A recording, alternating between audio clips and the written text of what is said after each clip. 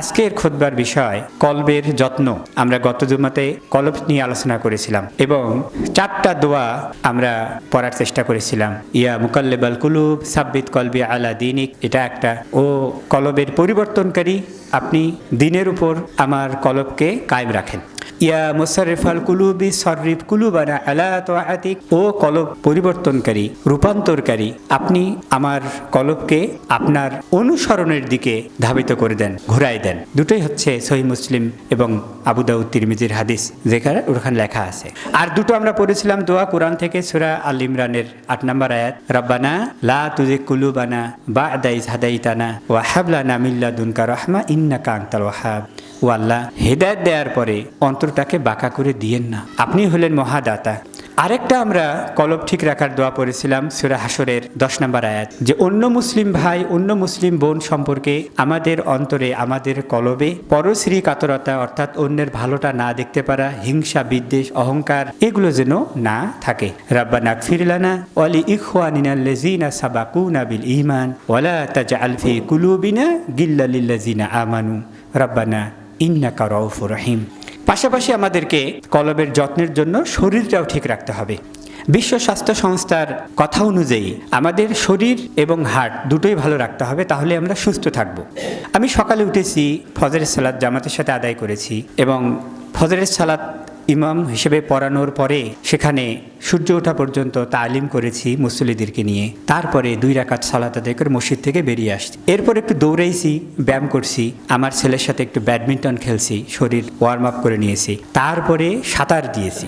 শরীরটা ভালো রাখতে হবে, শরীরটা ভালো রাখতে হবে। আপনারা গ্রামের মানুষ, পুকুর আছে, সকালবেলা ফজরের পরে একটু হাঁটাচলা করলেন, শরীরটাকে ঠিক রাখলেন। এবং এখন শরীর একটু রোদের তাপ নেন, ভিটামিন ডিরও দরকার আছে, ভিটামিন ডিরও দরকার আছে। অনেকেই ওষুধ খেয়ে ভিটামিন ডি নেয়, আর আপনি আল্লাহর দেওয়া নিয়ামত সূর্যের রশ্মি থেকে ভিটামিন ডি নেবেন। শরীর একটু গরম হয়ে যাবে, তারপরে পুকুরের মধ্যে দিলেন একটা ঝাঁপ, তারপরে মোটামুটি 15-20 মিনিট একটু সাঁতার কাটলেন, শরীরটা আপনার ঝরঝরে হবে, তাহলে শরীরটা আপনার ভালো থাকবে। এরপরে সুন্দর যতটুকু আল্লাহ নিয়ামত দিয়েছে ভালোটা খান, তেল জাতীয় খাবার কম খান, হ্যাঁ, ভাজা পোড়া না খেলে ভালো, হ্যাঁ, শরীরটা আপনার ভালো থাকবে, অন্তরটা আপনার ভালো থাকবে, তাই না? এইটা আপনাদেরকে করতে হবে। আর কিছু আধ্যাত্মিক ওষুধ আছে যেটা আজকে আমরা ইনশাল্লাহ আলোচনা করব। সূরা কাহাব মা বোনদেরকে বলতেছি এবং আপনাদেরকে বলতেছি, ভাই বোনেরা, জুমার দিনে সূরা কাহাবটা আপনারা পড়ার চেষ্টা করবেন, তাহলে এই সপ্তাহ থেকে পরের সপ্তাহ আল্লাহ আপনাদেরকে হেদায়েতের উপর রাখবে, আপনি সুস্থ থাকতে পারবেন ইনশাআল্লাহ। এই সূরার 27 থেকে 30 নম্বর আয়াতে কলবের যত্ন নেওয়ার একটা বিষয় আছে, সেটা আজকে আমরা আলোচনা করব। আল্লাহ রাব্বুল আলামিন বলেন, আউযু বিল্লাহি মিনাশ শাইতানির রাজিম, ওয়াতলু, তিলাওয়াত করো। আল্লাহ তার রাসূলকে আদেশ করলেন, ওয়াতলু, তিলাওয়াত করো, মা উহিয়া ইলাইকা মির রাব্বিক, তোমার রবের পক্ষ থেকে যা ওহী করা হয়েছে, তোমার রবের পক্ষ থেকে যা ওহী করা হয়েছে সেটার তুমি তেলাওয়াত করো। তো এই যে তেলাওয়াত করার কথা আল্লাহ রাব্বুল আলামিন বলেছেন, এখন এই তেলাওয়াত মানে শুধুমাত্র আলিফ লাম মিম যালিকাল কিতাবু লা রাইবা ফি হুদাল লিল মুত্তাকিন আলহামদুলিল্লাহি রাব্বিল আলামিন, এটা যথেষ্ট নয়। ওয়াতলু, ইয়াতলু, তেলাওয়াহ মানে হলো অনুসরণ করা, ফলো করা। রাসূল সাল্লাল্লাহু আলাইহি ওয়াসাল্লাম শুধু এভাবে তেলাওয়াত করেন নাই, সেটাকে তেলাওয়াত করেছেন আরবি হিসেবে, তিনি আরব হিসেবে সেটা বুঝেছেন, সেগুলোর উপর আমল করেছেন, তারপরে প্রচার করেছেন। আব্দুল ইবনে মাসউদ রাদিয়াল্লাহু আনহু, আব্দুল ইবনে আব্বাস রাদিয়াল্লাহু আনহু, আবু হুরায়রা রাদিয়াল্লাহু আনহু, সকল সাহাবী একমত। সহিহ মুসলিমের হাদিস, তেলাওয়াত মানে হলো ওটাকে অর্থ সহকারে বোঝা, কলব দিয়ে ওটাকে বোঝা যে এখানে আল্লাহ কি বলেছেন এবং সেই অনুযায়ী চলা, এটাই হলো কিন্তু তেলাওয়াত। সূরা বাকারা 121-22-23 নম্বর আয়াতে আল্লাহ রাব্বুল আলামিন বলেন যে আল্লাযীনা আতাইনাহুমুল কিতাব ইয়াতলুনাহু হাক্কা তিলাওয়াতিহি উলাইকা ইউমিনুনা বিহি ওয়া মান ইয়াকফুর বিহি ফাউলাইকা হুমুল খাসিরুন। যাদেরকে তেলাওয়াত কিতাব দেওয়া হয়েছে, মানে কি কোরআন আমাদেরকে দেওয়া হয়েছে, ইয়াতলুনাহু হাক্কা তিলাওয়াতিহি, এবং তারা এটাকে হকভাবে তেলাওয়াত করে। ইয়াতলুনাহু হাক্কা তিলাওয়াতিহি, এটাকে তেলাওয়াত শব্দটা আরো 2 বার আসলো, অর্থাৎ কি আল্লাহ বলেছেন সেটা অন্তর দিয়ে বোঝার চেষ্টা করা, তাহলে আপনার অন্তরটা ভালো থাকবে। একটা আয়াতও যদি হয় আল্লাহ কি বলেছেন, আজকে জুমার দিন ভালো ভালো ডাক্তাররা আসবে, আপনারা দেখতে যাবেন না, দেখাতে যাবেন ডাক্তারকে, অনেক সময় যারা অসুস্থ 1 সপ্তাহ আগে সিরিয়াল দেওয়া হয়েছে, এটা ওটা টেস্ট করা লাগবে, তারপরে ওষুধ দিবে, ডাক্তার লিখে দিল 101 খাবার আগে খাবার পরে, পরেরটা হলো 001 খাবার আগে, পরেরটা হলো 1-1-1। এটা মানে কি ভাই? এটা মানে কি শুধু সকালবেলা একবার প্রেসক্রিপশন খুললাম আর পড়লাম 1-0-1 খাবার আগে, তারপর কি 0-0-1 খাবার পরে, তারপরে কি 1-1-1 খাবার আগে? এইটা পরেই কি প্রেসক্রিপশন রেখে দেবো? এইটা পরেই কি প্রেসক্রিপশন রেখে দেবো? বরংস ওই ওষুধটা ধরবো, খুলবো, খাবো, পরেরটা আবার দেখবো, খুলবো, খাবো, একটা খাওয়ার আগে একটা খাওয়ার পরে না? তাহলে তেলাওয়াত মানে হলো এটা, যে আল্লাহ কি বলেছেন সেটা বোঝা, বোঝার পরে আপনার জন্য যেটা ফিট হয় সেইটা অনুসরণ করা, এটা হলো তেলাওয়াত, এটা হলো হক তেলাওয়াত। এইটা যদি আপনি করতে পারেন তাহলে আপনার অন্তর ভালো থাকবে। নতুবা মনে করেন আপনি পড়লেন, সকালে পড়ছেন আকিমুস সালাহ ওয়া আতুজ যাকাত, 10টা হরফ আছে, 10-10-এ 100টা নেকি পাইছেন, কিন্তু 5 ওয়াক্ত সালাত আপনি আদায় করলেন না, 10টা নেকি আপনাকে কিন্তু জাহান্নাম থেকে বাঁচাতে পারছে না।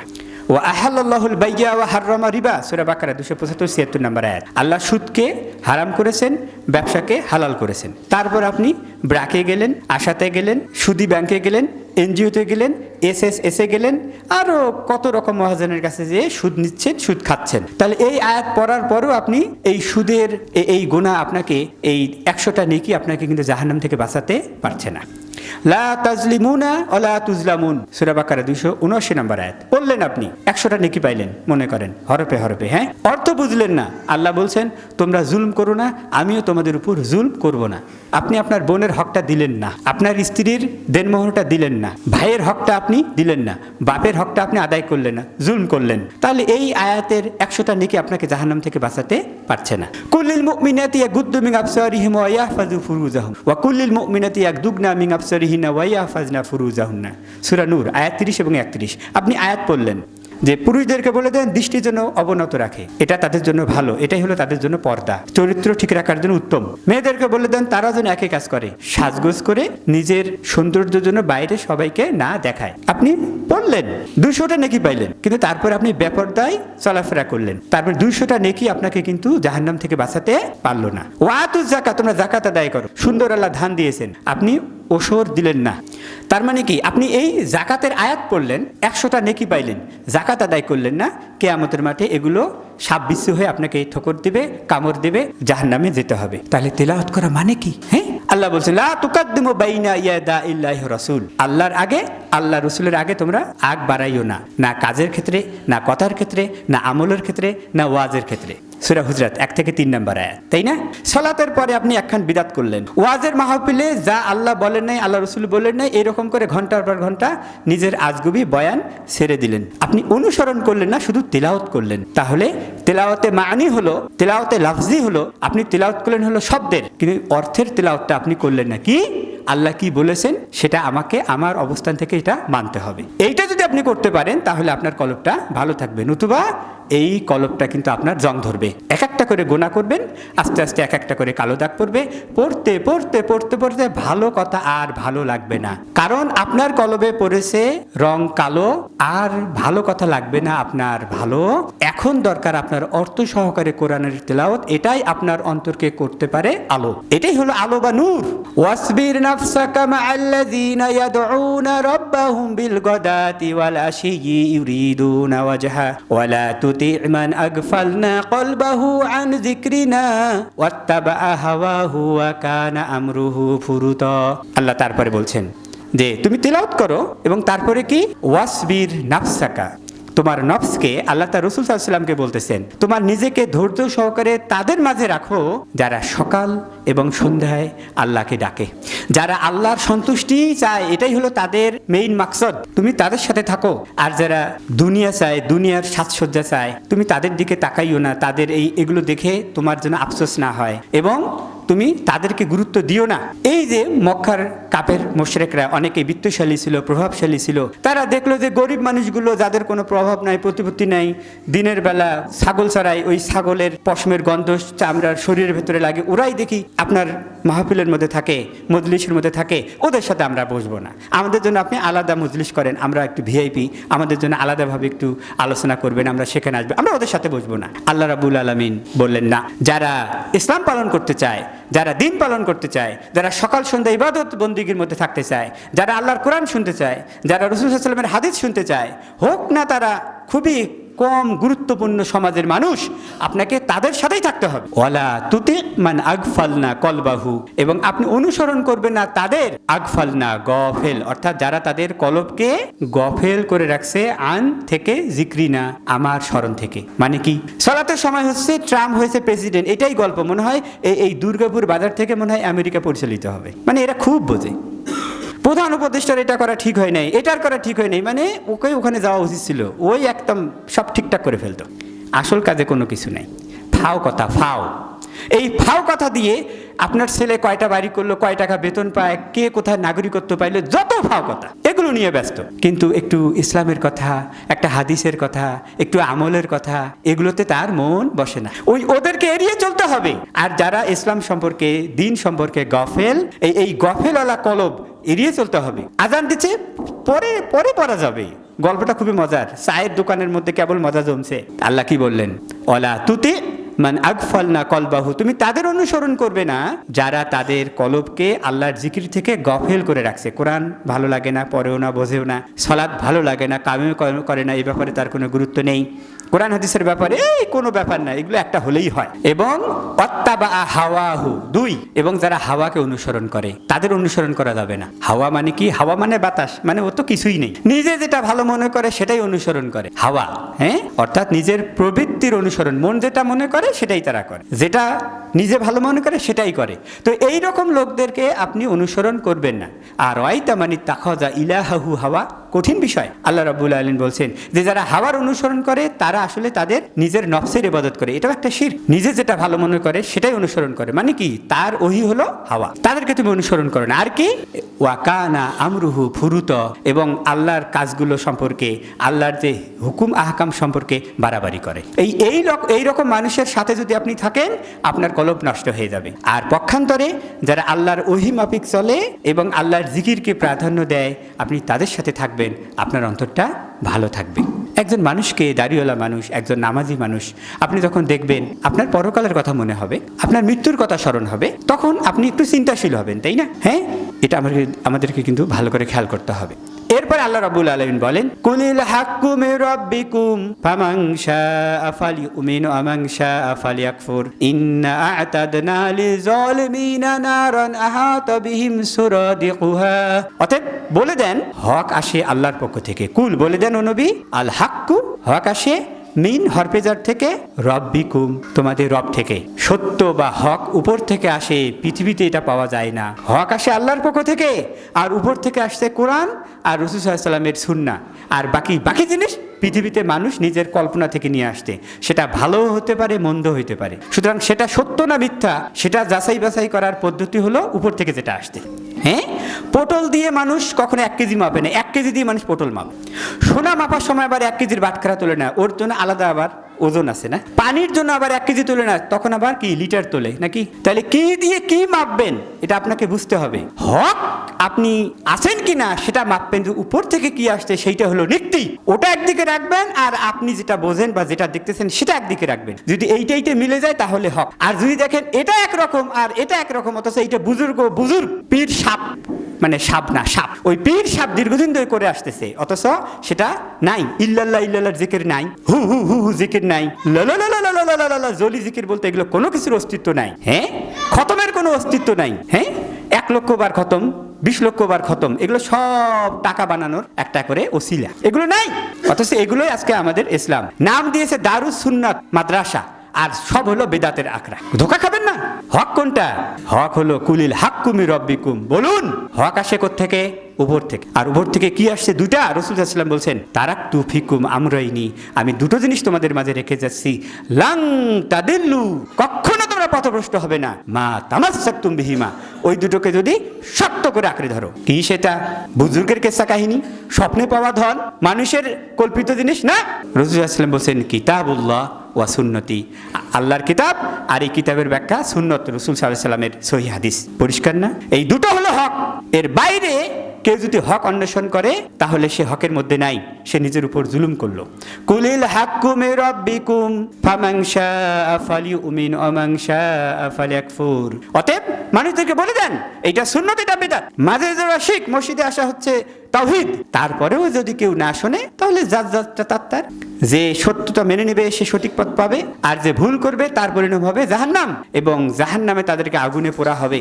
আচ্ছা দেখেন তো, আমাদের মা বোনরা যখন আগুন জ্বালায় মাঝের মধ্যে আগুনটা বেশি থাকে আর সাইডের মধ্যে আগুনটা আস্তে আস্তে কমে যায়, তাই না? তাপ কম লাগে না? ধান যখন উষা শুকা করে, ধান যখন সেদ্ধ করে, সাইডে ধান একটু পরে সেদ্ধ হয়, কারণ সাইড দিয়ে তাপটা একটু পরে লাগে না, মাঝেরটা কি তাপ আর আগে লাগে। কিন্তু জাহান্নামের চতুর্দিকটাও বেষ্টনীটা হলো আগুনের।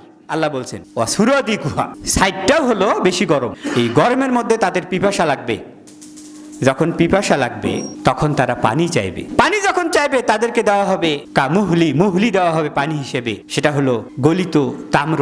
ওই সোনা যখন গলায় না দগবগ দগদগ করে, সোনারির ওখানে মুখের সাথে নেওয়ার সাথে সাথে সবকিছু ঝলসে যাবে। ভাইরা আমার, চিন্তা করার মতো ব্যাপার। কলব দিয়ে একটু চিন্তা করবেন। ব্রুনাইতে এক প্রফেসর বলল আমাকে, বাঙালি প্রফেসর, সব পড়াশোনা করছে কিন্তু পরকাল সম্পর্কে চিন্তাশীল না। একদিন বলল আমাকে যে আসলে আমি জানি না আমরা আসছি কোত্থেকে আর যাবো কোত্থেকে। মুসলিমের পরিবারের প্রফেসর মানুষ, কিন্তু জানে না আসছে কোত্থেকে আর যাবে কোত্থেকে। অশান্তি যে মাঝে মধ্যে আমার মনটা এত খারাপ হয়ে যায়, কেন স্যার? যে আমি জানি না আসলে আমরা আসছি কোত্থেকে আর যাবো কোত্থেকে। তো পিএইচডি করা মানুষ, বিশ্ববিদ্যালয়ের প্রফেসর, কিন্তু এতটুকু জ্ঞান নাই আসছে কোত্থেকে আর যাবে কোত্থেকে। তো এই মানুষগুলোর 5-7 হাজার ডলার বেতন পায়, লেটেস্ট মডেলের মার্সিডিজ বেঞ্জের গাড়ি চালায়, সারা বিশ্ব ঘুরে বেড়ায়, অন্তরের মধ্যে শান্তি নেই। কেন জানেন? আসলে তার গন্তব্যটাই ঠিক নাই।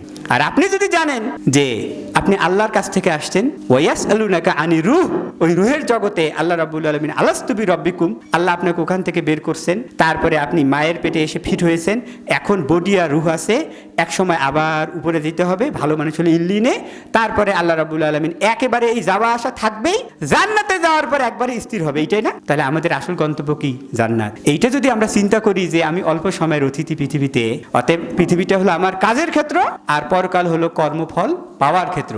আপনি এবার আপনার গন্তব্য জানছেন আর পৃথিবীতে আপনার করণীয় কি আপনি সেটাও জানলেন। এইবার আপনি একটু চিন্তাশীল হন, কলবটা আপনার ঠান্ডা থাকবে, নতুবা কলব সব সময় অস্থির থাকবে, এটা কখনো স্থির হবে না। চিন্তা করার মতো ব্যাপার। হ্যাঁ, সূরা মুহাম্মদ আয়াত নম্বর 24, আফালা ইয়াতাদাব্বারুনাল কুরআন আম আলা কুলুবিন আকফালুহা।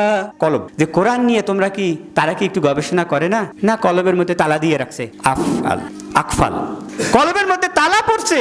আর কোরআন নিয়ে গবেষণা করলে তালা বা ব্লক খুলে যাবে। বলেন সুবহানাল্লাহ। কি বুঝলেন? এই এদের এত কলবের মধ্যে ব্লক, এক একটা করে ব্লক ছুটাইতে গেলে কয়েক লক্ষ করে টাকা খরচ। আর আপনি যদি কোরআন নিয়ে গবেষণা করেন, এই ব্লক তালা খুলে যাবে। বলেন সুবহানাল্লাহ। একবার চিন্তা করবেন যে আল্লাহ কি বলেছেন, এটা আমাকে মানতে হবে, এটা আমাকে অনুসরণ করতে হবে। একে আয়াত সূরা নিসা 82 নম্বর আয়াত আল্লাহ রাব্বুল আলামিন বলছেন। ভাইরা আমার, দুটো আয়াত নিয়ে আপনাদেরকে চিন্তাশীল হওয়ার জন্য বলতেছি। একবার চিন্তা করুন, সূরা ফাতির আয়াত নম্বর 3, আল্লাহ রাব্বুল আলামিন বলেন, ইয়া আইয়ুহান নাসু যকুরু নি'মাতাল্লাহি আলাইকুম হাল মিন খালিকিন গায়রুল্লাহি ইয়ারযুকুকুম মিনাস সামাওয়াতি ওয়াল আরদ লা ইলাহা ইল্লাহু ফাআন্না তুফাকুন। ইয়া আইয়ুহান নাস, ও হে মানব সকল। আল্লাহ ডাকলেন কি? সকল মানুষকে, তাই না? আপনাকে যদি ডাকে, ও ভাই, আমাকে ডাকলো, একটু মনোযোগী হতে হবে, তাই না?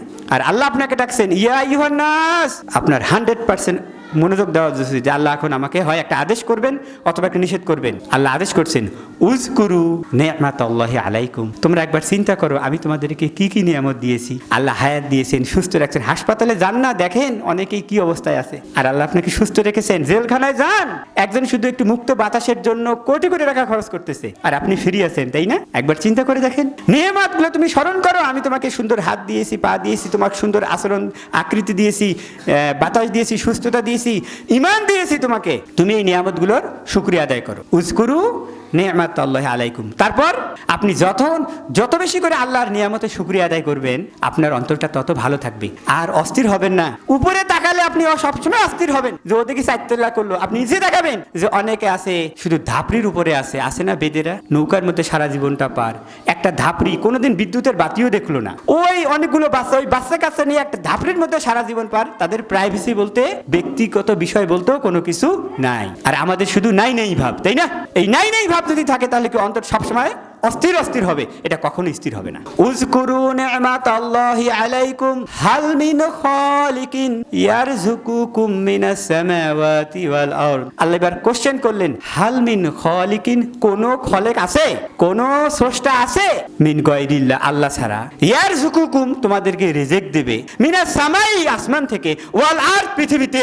এই আয়াতটা গভীরভাবে চিন্তা করার মতো ব্যাপার। আসমানে অথবা জমিনে, আসমানে ফেরেশতা আছে, মনে করেন আসমানে জিনরা আছে, পৃথিবীতে অনেকে আছে, প্রভাবশালী আছে, এমন কেউ নাই যে আপনাকে রিজেক্ট দিতে পারে। একটা গভীরভাবে চিন্তা করার মতো ব্যাপার। আমরা মনে করি আপনি আমার শেষ ভরসা, আপনি না থাকলে আমি তো মরেই যাব। অথচ আল্লাহ কি বললেন? আসমানে এবং জমিনে এমন কেউ নাই যে তোমাকে রিজেক্ট দিবে।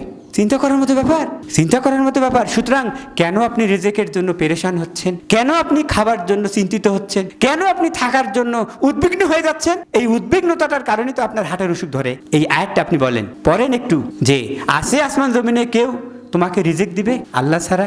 নাই। তাহলে কি? লা ইলাহা ইল্লাহু, আল্লাহ ছাড়া আর কারো তুমি ইবাদত করবে না। এটা যদি কেউ বুঝতো, রিজিকের অর্থ অত্যন্ত ব্যাপক। সন্তান আমাদের রিজিক, সুস্থতা আমাদের রিজিক, এই চাকরি আমাদের রিজিক, পানিও আমাদের রিজিক। এই রিজিকগুলোর জন্য মানুষ মাজারের মধ্যে যায়, সেখানে যে চায়। কোরআনটা যদি একটু বুঝতো তাহলে আর ওদিকে যাইতো না। সম্মানিত উপস্থিতি, আরেকটা আয়াত বলে আজকের খুতবা শেষ করবে ইনশাআল্লাহ। তারপরে সবাই আপনাদের জন্য দোয়া করব। সেটা হলো কি, গুরুত্বপূর্ণ একটা বিষয়। আল্লাহ রাব্বুল আলামিন সূরা তাগাবুন আয়াত নম্বর 10-এ বলছেন, মা আসাবা মিন মুসিবাতিন ইল্লা বিইজনিল্লাহ। গুরুত্বপূর্ণ জিনিস। মা আসাবা, যত